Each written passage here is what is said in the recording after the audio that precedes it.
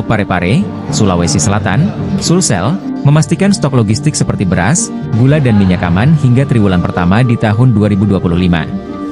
Saat ini stok logistik yang tersedia di gudang Bulog 8D Parepare sebanyak 100.000 ton untuk beras, gula 100 ton dan minyak sekitar 70.000 liter.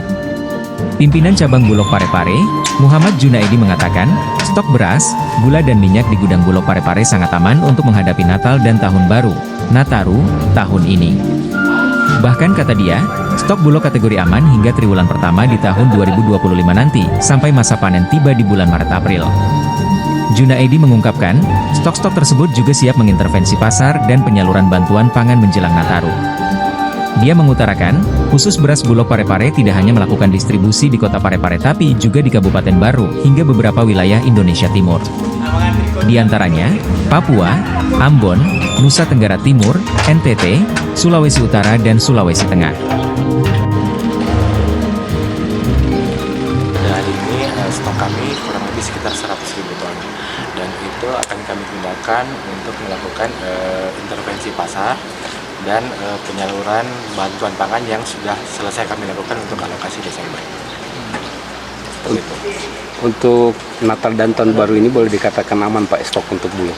Kami pastikan jumlah stok kami itu sangat aman, baik itu komoditi beras, gula, minyak, itu dalam jumlah yang aman dan itu juga kami bisa persiapkan sampai dengan PW1 di tahun 2025 memasuki masa panen di bulan April.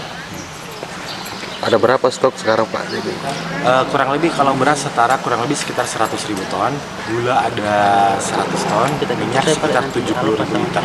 Dan untuk gula dan minyak sendiri masih akan ada penambahan.